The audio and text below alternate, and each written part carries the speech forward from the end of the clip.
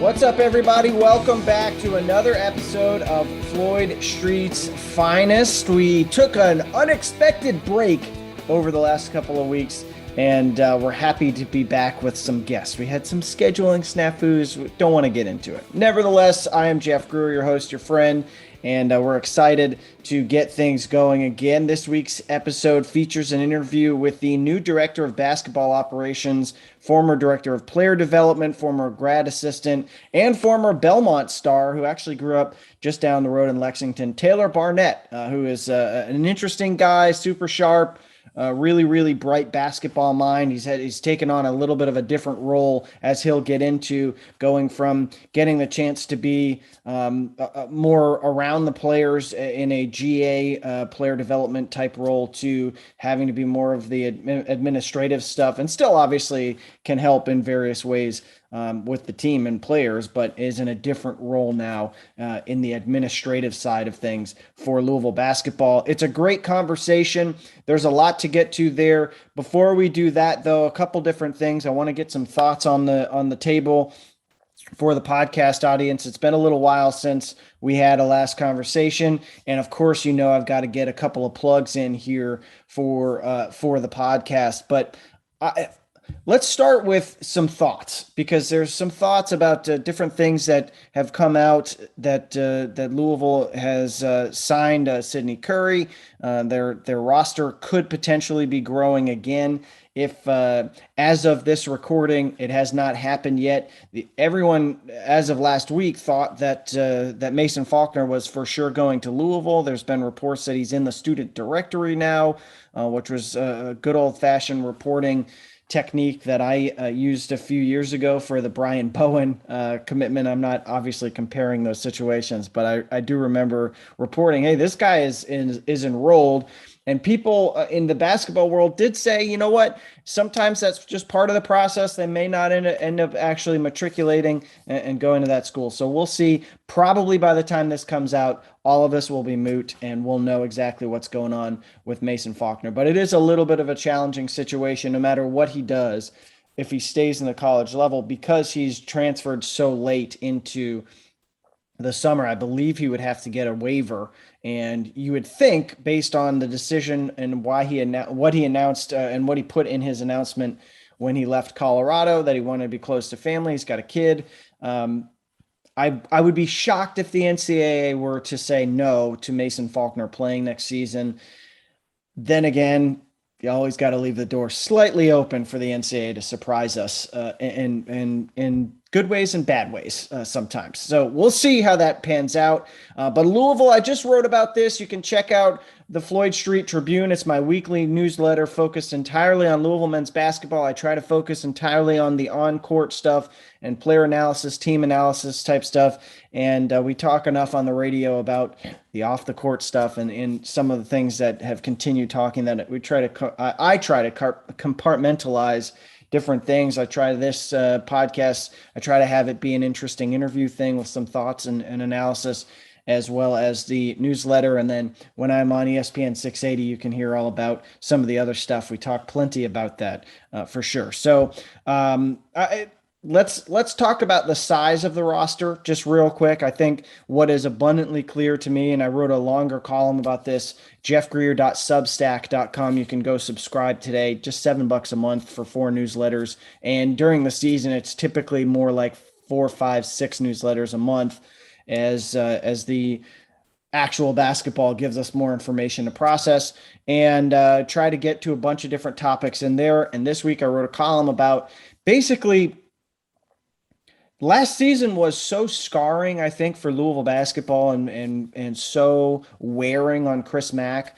that they were just not, there was no chance that they were going to tempt fate and have a similarly built roster, or put themselves in a position where 1 or 2 injuries or a few, God forbid, COVID-19 cases come back, that they don't have options and versatility in the roster.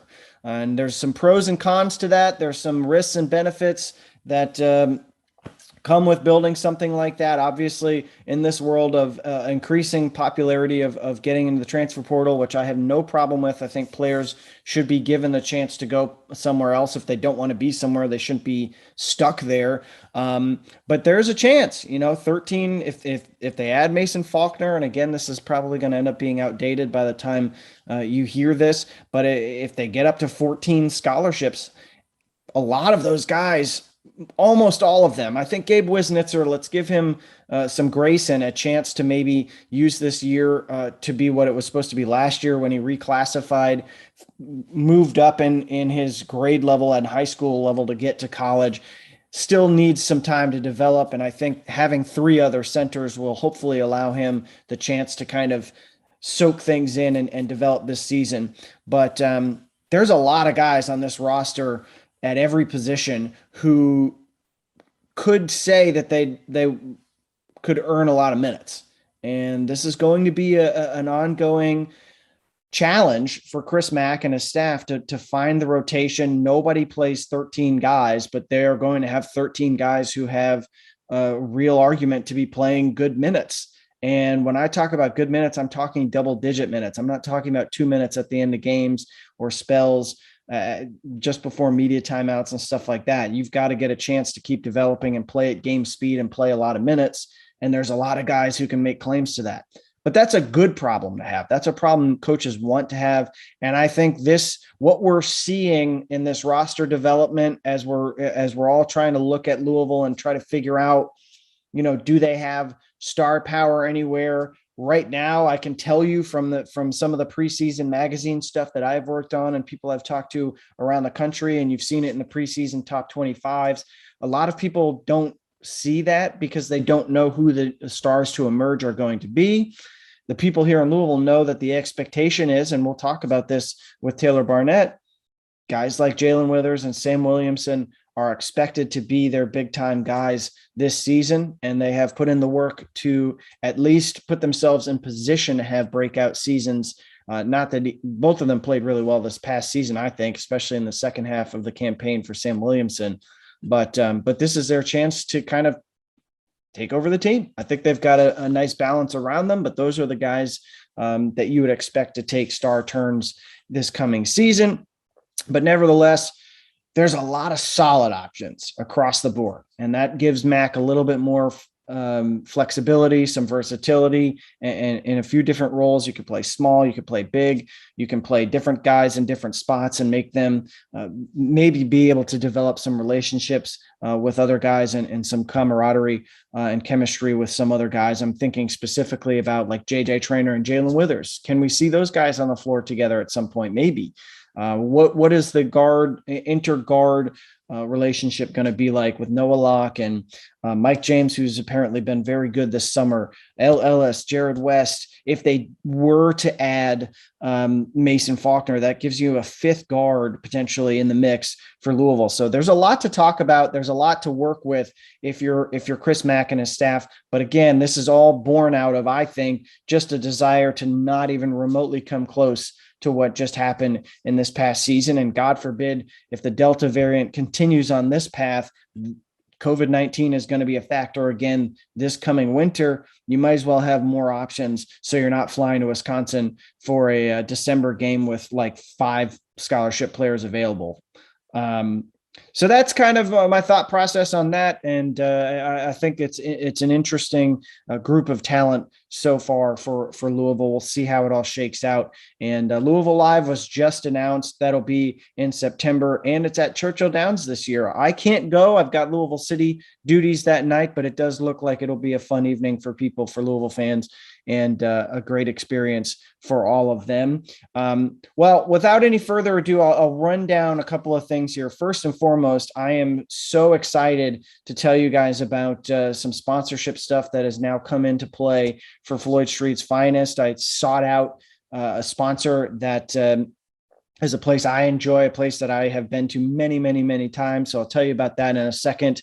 And also, just a reminder, go on to Apple Podcasts, Spotify, wherever you get your podcasts. If they have a rating and review system, go on there, give us a rating, be honest.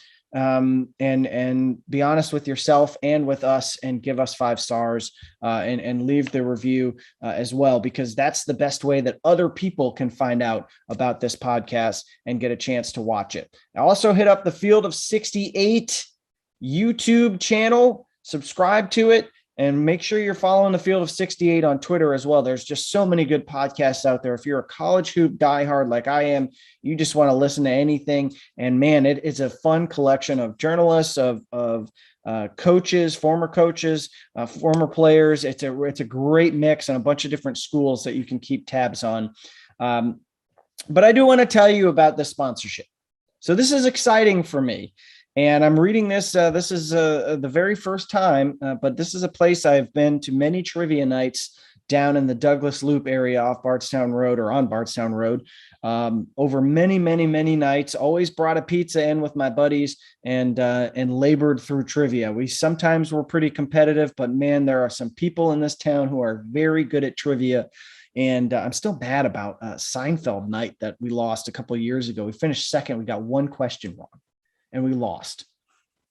Who knows what Newman's apartment number is? How is that even? Anyway, Great Flood Brewing Company is honored to be among Floyd Street's finest. While football and basketball season gear up, mention this ad to get a $1 discount on your drink at either the Great Flood location in the Highlands or out in Middletown. I had my first chance to get out there the other day. Well, now it's been a couple of weeks. Super cool place. Great place to go watch a game. And of course, the one in the Highlands has the projector screen for people to watch. They've always got good stuff on TV there as well. Stay tuned as we have Game Watch deals to encourage us to watch all of the biggest games together. And this is from Great Flood. We can't wait to listen along with you as Jeff brings us all of the best news, discussion, and interviews to bring us closer to the university we love. Cheers from Great Flood Brewing Company, Louisville, made, brewer, and owned. Go Cards. And that is, I'm so excited to have a partnership with them. I absolutely love Great Flood. As people know, I've talked plenty about them. And as well, just another thing that we got to get across your plates today before we get to Taylor Barnett. Let me tell you about our sponsors over at Bet Rivers Sportsbook. If you haven't signed up yet, Bet Rivers is offering a $250 match bonus for your first deposit, $250. But what sets them apart from everyone else is that they require just one playthrough to turn that bonus into cash money. With their new Rush Pay instant approval, withdrawals are not only fast, they are safe, secure, and reliable. Go to betrivers.com today or download the BetRivers iOS app. You must be 21 years or older. And if you have a gambling problem, please call 1-800-GAMBLER. And that's an important side note. But a big shout out to Great Flood and Bet Rivers. We love you guys and appreciate you jumping on board here with Floyd Street's finest. I'm done rambling now. I'm sorry. I just had to give a shout out to the people I love. And here comes Taylor Barnett. It's a great conversation coming up here on Floyd Street's finest. Enjoy. All right. We are now joined by Taylor Barnett. Taylor, what's going on, man? How are you? Jeff, what's up, brother? I'm doing well, man. Thanks for having me on. Glad to hear it. And as you just mentioned before we came on, congratulations on your 1-year anniversary with your lovely wife. I forgot that you had gotten married last August. So here we are. Thanks, man. I appreciate it. Yeah, a little pandemic wedding. Gotta love it. Hey, gotta love it. And actually, we were playing golf together when you were, I can't remember, had you just gotten engaged? I can't remember at that point. You were either talking about it and planning the wedding, or you were like almost ready to propose. I can't remember. Yeah, I think I had just gotten engaged just a few months before we played. Mm-hmm. So that was a lot of fun. I remember you in your golf shoes, man. It was on the second hole, Jeff's his sole or the bottom of his shoe just came off. Clean off. Yeah, it worked out well for you though, because you got that pair of shoes afterwards. I won a free pair of Adidas golf shoes, so it worked out. It was meant to be. Yeah, I mean it was the perfect story. But I will tell you, no one has ever looked at me the same way as the pro shop guy when I walked in halfway through our round at the break and said, can I have some duct tape to put around my golf shoes? And the guy like just burst out laughing when I held up. Both of them had come off at that point. That was good. Yeah, that was very good. Well, let's get. I want to talk to you a lot about your career and your basketball background to help people kind of fill in the gaps from before you just popped up the last couple of years here. But I know for you, it's not popping up. You've been working towards this for a long time. But first, let's start with some of your summer impressions. You guys did some workouts for about 7-8 weeks with the guys. You got a chance to get in the gym and work out with these guys and see them up close after probably planning it all out in April and May. So what were your, I guess, takeaways about the team that you guys have after watching them work out this summer? Yeah. The first thing I would say is we got a group of workers. You know, even when there wasn't something scheduled, it was, you'd walk by the gym and there's always somebody in there. And that's always a good sign that guys are getting a ton of extra work in and they want to be great. And I think the connection that our guys have, we have a special group. The culture is really, really healthy. Relationships are really, really tight. And I think that's something that we're really focusing on is relationships between staff, players, and players. You know, everyone in this building. We want to be a really close-knit group. And, you know, impressions is guys worked really, really hard. And they worked together. You know, there's a lot of new faces around here and putting in a new offense, and guys have bought in. Everyone's been very coachable, very positive, and we've had good leadership. And I think we've had some experience, which is great. Some older guys who have been in different places. You got Jared West and Noah Locke, and we got Malik back, and he's healthy and doing well. And so you got some older guys, and now Samuel Williamson's a junior, and Jalen Withers has been here 3 years. And so I think with that experience, guys know what to expect, and they're working really, really hard, which is awesome to see. And it's a group that's humble and hungry, honestly. Guys that, you know, aren't afraid to work really hard, get in the gym, and do whatever it takes to be great. I talked to Sam Williamson a couple weeks ago, and he was talking about just how big of a difference it is to be able to actually be in the gym, and how much he felt like that really hurt him going into last season, that he wasn't able to. None of the guys were able to go in and do the stuff that they're used to doing. So I'm sure the coaches are thrilled to have some normalcy back this summer. Absolutely. Yeah. Last year was difficult for everyone, no matter what realm you were in. It was just hard. And one thing for our players was, you know, the gym, we usually hear we have it all access, you know, 24/7 access for our players. If they want to come get shots up at 11 p.m., they can. And last year that wasn't the case, obviously due to COVID. So those guys, I think, are so thrilled to be back to some normalcy where they can come and get some shots up, you know, on their own at 9:30 at night or whatever. And I, you know, as a former player, like I knew how important that was for my game and for our team and my teammates. Was, you know, you kind of just sharpen the tools as the season goes along, and, you know, you want to take what the coaches are instructing you in those individuals or team skills, and you want to go work on them on your own. So I think our guys are really, really just glad for there to be some normalcy and to be able to get in the gym when they want to get in the gym. Well, you mentioned a second ago about implementing this new offense, and I've been curious to ask everyone their impressions of Ross coming in and what he brings to the table. And obviously, I know now the whole staff is implementing this new conceptual offense. But how would you describe it to a layman like me, who's not inside the walls working with you guys this summer, this offense? Yeah, I mean, for one, it's fast. You know, misses or makes, it's fast. You know, and I think the guys love to play that style. I know I did at Belmont. It was awesome. And it's the music doesn't stop very much. But also, if it does, we have ways where we're going to make it start again. And so first and foremost, it's fast. Guys really enjoy that. There's a lot of freedom too. I think those are two big words that guys really want to play in is fast and freedom. And guys are really getting to expand on their own individual games within our offense. They're getting to do more. They're getting to have a little bit more freedom, and maybe not like, oh, you're a 5 or you're a 4. Like, guys are getting to do things that they normally don't get to do. And a lot of guys are improving. Everyone's improving, which is really great to see, taking what they're learning in individuals and applying it to team skills and those settings within our offenses. has been really good to see, and I'm excited for our guys. I think they're all bought in. They love what we're doing. Coach Ross has been great at teaching new offense, not only to our players, but to all of us as staff. Mm-hmm. So I'm really excited. I think that it's going to be great.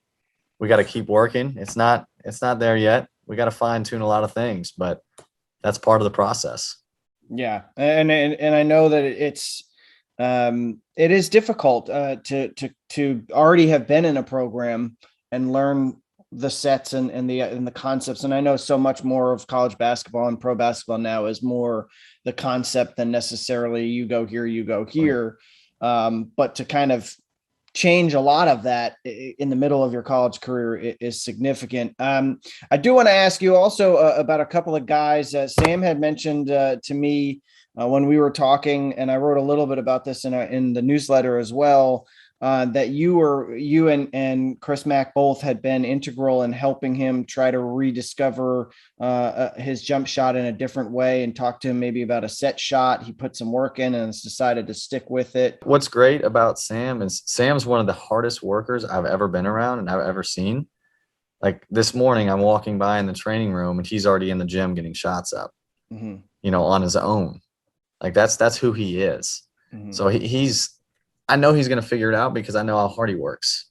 So I'm really proud of him for just his effort and his attitude. He's been phenomenal this summer. He's had a fantastic summer. I'm really, really excited for him going into his junior year of just what he's going to be capable of doing. Yeah. And I know, so our mutual friend, Evan Daniels, who we know and for varying reasons over the years, I remember talking to him about Sam when he was coming out of high school, and Evan saying, look, the fundamentals, the technique, all of that stuff, if he's able to just tweak some of those things and extend the range a little bit more, he's a totally different player. But at least he's got that solid foundation at the mid-range. And they were talking about that stuff. Evaluators were talking about that stuff when he was 18. So this career arc makes sense for Sam, that we're seeing it move in this trajectory now. Absolutely. And it's a process. I think a lot of people these days just see things very short-sighted. Mm-hmm. And it's a process. Things take time, and everyone's writing a different story. It's not everybody is on the same path. And I think it's cool, to watch a guy develop, not only as a player. I'm more concerned about development as a human being and a young man. And I think that's the best part of what I get to do, honestly. And so I'm really excited for him. He's grown a ton. We have a very close relationship. I love that kid. And he just, he's one of those guys, like all of our guys, you just want him to succeed because of how bad he wants it and how hard he works. Mm-hmm. Yeah, I like to remind people, I think we get influenced by video games. Like a guy comes off the DL or whatever and is immediately available to play again, and they go back to being the 90 rating that they were before, and it just doesn't work like that. What about Jalen Withers? Sam and Jalen both have gotten a lot of buzz this summer from people I've talked to about workouts and things, that it sounds like they are taking the steps that I think the staff obviously really wants them to take. What were your impressions of him this summer so far? Jalen's been awesome. Jalen, I think about Jalen from his freshman year when he redshirted and how skinny he was. And look at him now, and he's like, he is strong as an ox. He works incredibly hard.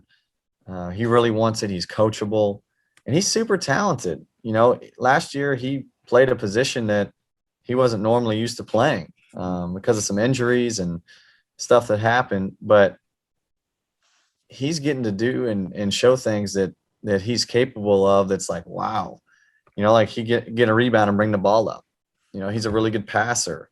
He's one of those guys. He'll do something every now and then. Like, oh my gosh, how did he do that? Mm-hmm. Like I remember one time he missed a corner three short, and he's grabbing the offensive rebound in the air and putting it back. And it's like, dang, not everybody can do something like that. Mm-hmm. He's super talented. He still has ways to go, like us all, but I'm really excited for him. He's put in a ton of work.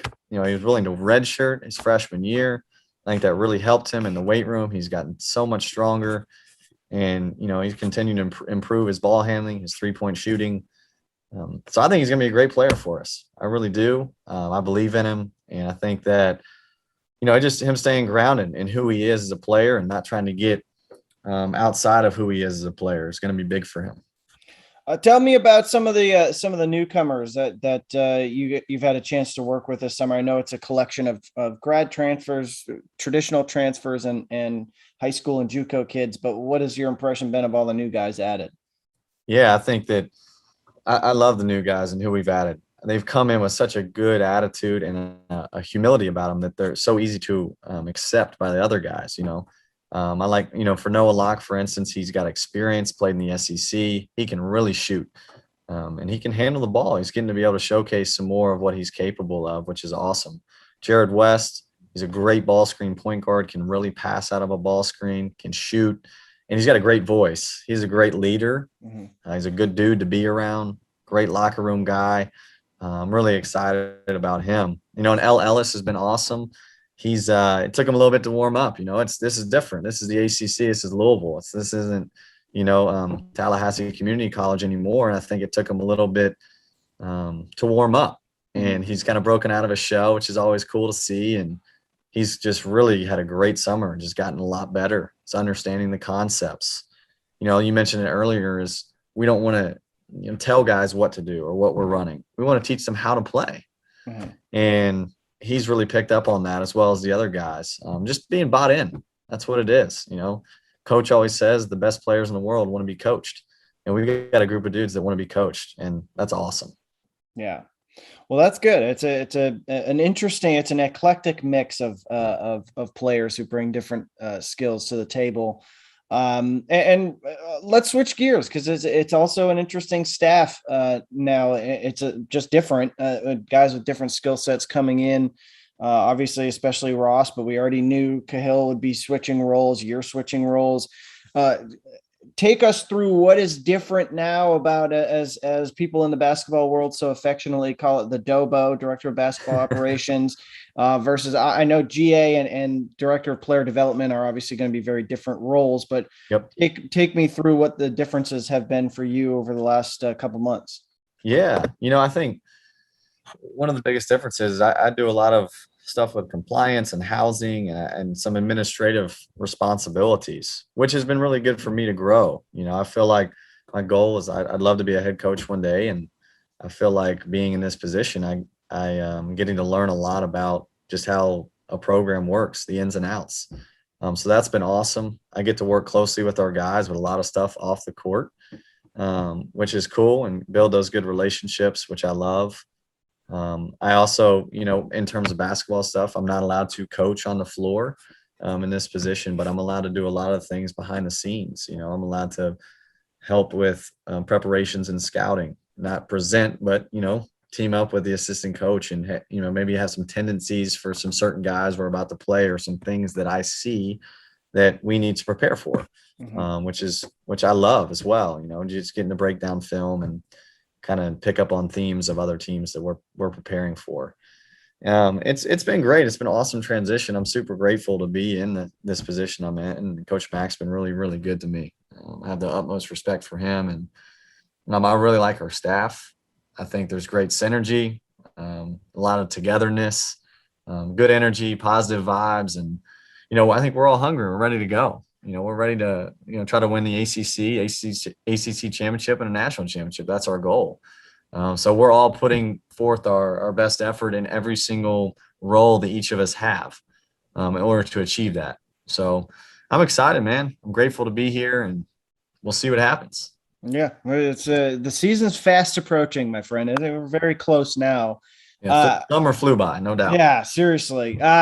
Last couple of things I want to, this is something that you may not want out there, but I'll jump in the boat here with you. Not too many people know this. I was actually born in Lexington. I was born. Were you really? Yeah, we moved when I was 6 months old. But my dad went to Asbury for theological school. I don't know how long he was there. Well, I don't know anything other than we lived in Wilmore. I was born, we moved 6 months later to Amherst, Massachusetts. And the next time I arrived in Kentucky or set foot in Kentucky was the day before my first day at the Courier Journal in 2013. So, wow. But I still say that, and I still get kind of razzed, I guess, by some Louisville fans that I was born in Lexington. Yeah, I can relate. Yeah, so you're a Lexington guy. You grew up in Lexington. This is you're down the road. I mean, how much flack do you get from people back home? How have you the cultural transition of coming over to Louisville has to be pretty significant.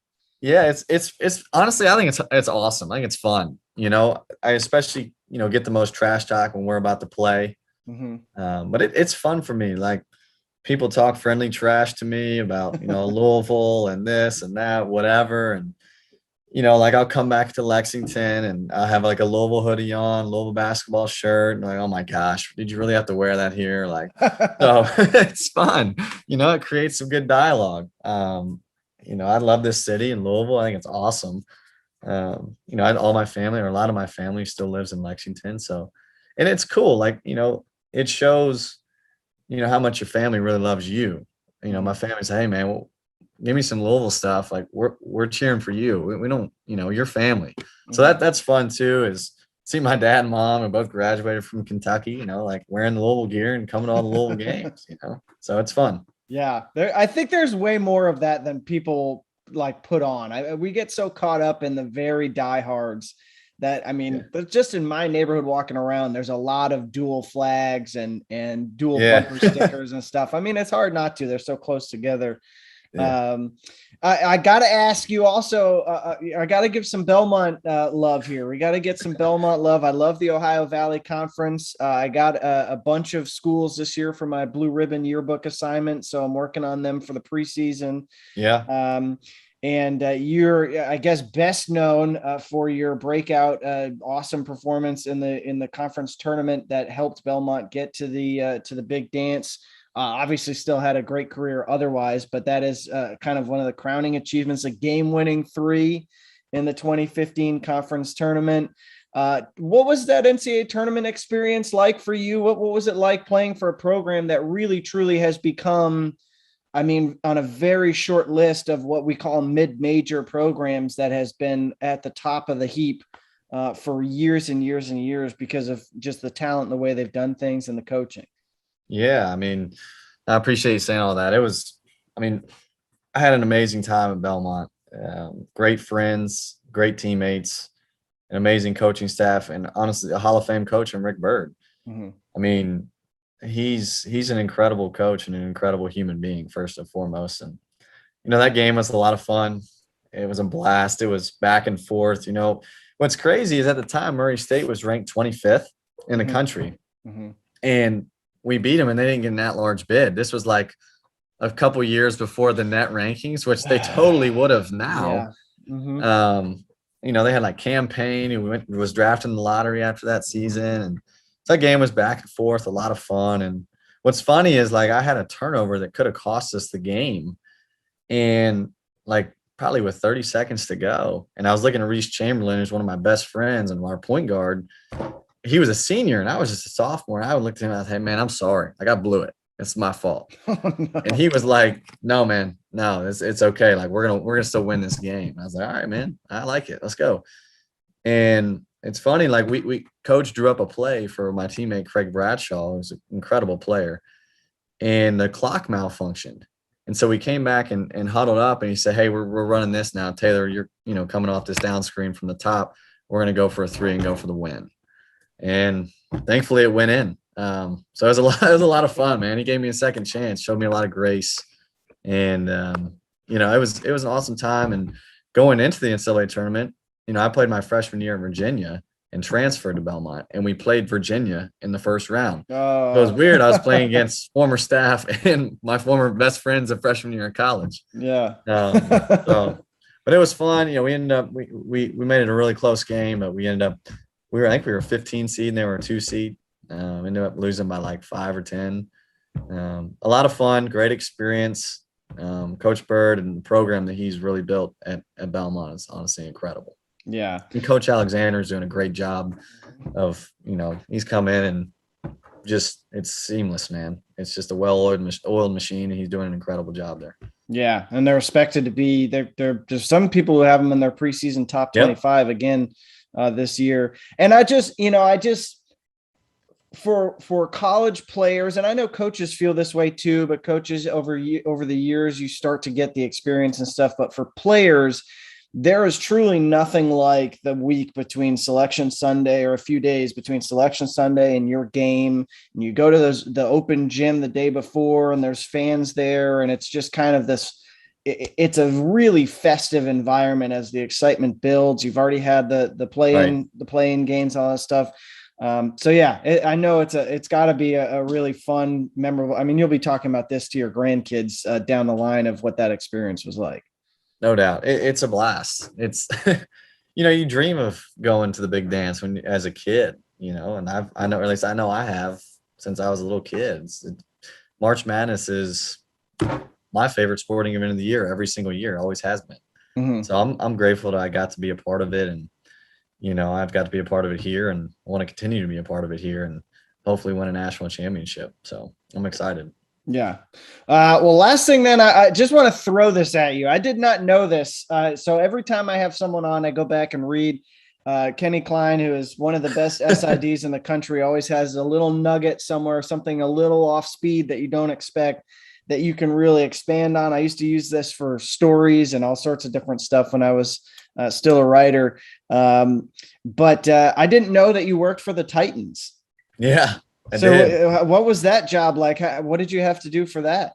Yeah, it's interesting. So I was, when I graduated, I worked part-time with the Tennessee Titans, and I also went through like a discipleship church planning program. I thought I was going to be a pastor when I first got out of school. And about 3/4 of the way through that program, I felt called to get back into college basketball on the coaching side of things. And here I am. And, but to pay the bills, I was working part-time for the Titans, doing suite sales and service. I forget how many suites Nissan Stadium has, but it was fun. It was interesting. It was a new experience. I didn't like being behind a desk a lot, but yeah. That's okay. And, but it was cool. It was like helping people, get into suites, try to sell them on a suite, game day experience, making sure everything's going smoothly. It, helped me with my, honestly, customer service and interpersonal communication, and trying to put out fires, which is a great experience. So it was good, different. It was like on the business side of sports, which I had never been on before.